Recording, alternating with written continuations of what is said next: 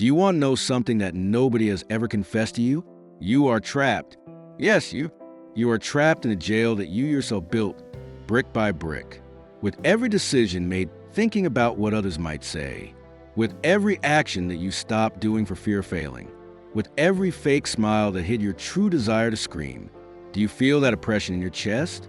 It's not anxiety. It's not stress. It's the unbearable way of a life lived for others, a life designed to please spectators who don't even pay admission to see you act. Do you know what the cruelest thing is? Nobody asked you to make that sacrifice. Nobody asked you to give up your freedom, your essence, your authenticity. But you did it voluntarily. You chained yourself to others' expectations, selling your identity in exchange for ephemeral applause, for momentary approval. And now that you look inside, what remains of you? What part is authentically yours? And what part was shaped by fear, by insecurity, by the sick need to fit in? They made you believe that control was the key. They sold you the illusion that if you managed every aspect of your life, everything would turn out well. Everything would be perfect. Do you want to know the truth that nobody dares to tell you? Absolute control is a lie. A mental trap designed to keep you busy, distracted, disconnected from what really matters.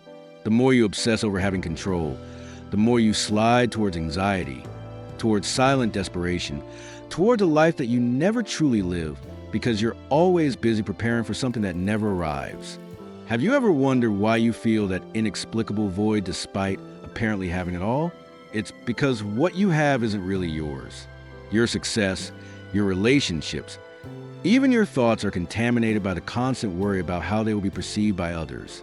And the more you seek external validation, the further you drift from your center, from that true essence that you once knew how to recognize, but that now you barely remember. Michel de Montaigne, from his silent tower in the 16th century, saw clearly what today you don't want to accept. That detachment is not indifference, but the only path toward true freedom.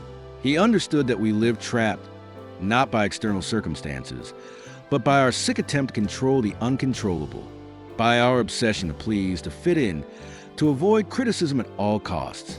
But what if I told you that the detachment you so fear is precisely the key that opens the door to your freedom? What would happen if, for a moment, you dare to let go of that rope you hold so tightly? That rope that you believe saves you, but in reality is slowly suffocating you. Because here's the paradox. The more you try to control, the less control you actually have. The more you seek to please, the less authentic you are. And the more you resist change, the stronger it hits you when it inevitably comes. The world does not function under your control, and it never will. Accepting this is not weakness. It is wisdom. Life, in its chaos and unpredictability, demands something very simple but terrifying: to let go. Let go of your need for approval. Let go of your fear of failing. Let go of that false identity you created to protect yourself from others' judgment. Imagine for a second what would happen if you stopped worrying so much about others' opinions. Who would you be without that constant fear? What would you do if you knew nobody would ever judge you? That person you see in your mind right now, that version of yourself who lives without mental chains, is who you really are. But there's something darker, something deeper behind this uncomfortable reality. And it's that you fear letting go of control because deep down, you don't know who you are without those chains. You're afraid to discover that your identity has been so diluted, so mixed with the external, that upon letting go of all that, maybe nothing would remain. But here's the liberating and brutal truth that Montaigne whispered from his tower centuries ago. By letting go of what you are not, for the first time, you can clearly see what you are. The freedom you seek is just on the other side of the fear that now paralyzes you. It's not in a self-help book, nor in motivational advice, nor in any mystical secret. It's here, in this precise moment, waiting for you to have enough courage to face your life and say, I no longer need anyone's approval. I no longer need to control the unpredictable. I no longer need to pretend to be who I am not. Now tell me, are you ready to let go? Or will you continue clinging to control, knowing that each day that passes takes you further from your true essence? This is just the beginning of a journey that you may not want to make, but desperately need, and the decision is solely in your hands. Will you live trapped in a golden cage built by yourself? Or will you accept the risk of jumping into the unknown, into a freedom that may terrify you, but that ultimately makes you feel alive? Welcome to the philosophy of detachment, to the pursuit of an inner freedom that will change absolutely everything you thought you knew about yourself. The path is unsettling, but I assure you, the only thing more terrifying than moving towards that freedom is staying exactly where you are now. You've been convinced that pursuing goals is the most important thing. But what would happen if you discovered that most of those goals were never really yours?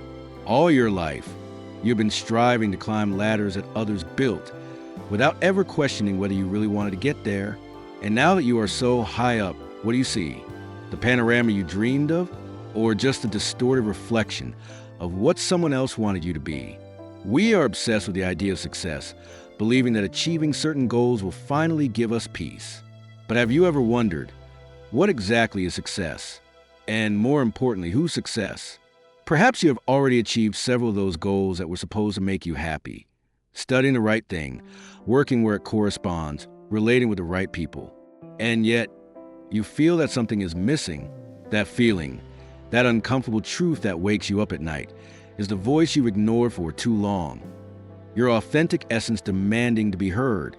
Montaigne discovered, in his voluntary confinement away from the noise of the world, something revealing and dangerous. That true success looks nothing like what they sold you.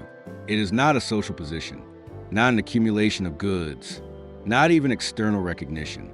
True success, the one few dare pursue, is living fully aligned with your own nature. But of course, for that, you have to know who you really are, beyond the mask, beyond the expectations, beyond that false version of yourself that you present to the world every day. And perhaps the most poetic truth of all is that we never stop rewriting ourselves. Every conversation, every encounter, every silence, even add a line to the narrative. We are perpetual writers of an unfinished text. And if you've read this far, you may have already realized something powerful. We are not secondary characters in a story written by others. We are authors in the midst of a creative process. And the fascinating thing is, there are no final drafts. Every day can be a new page. Yes, but also a page that rewrites the previous ones.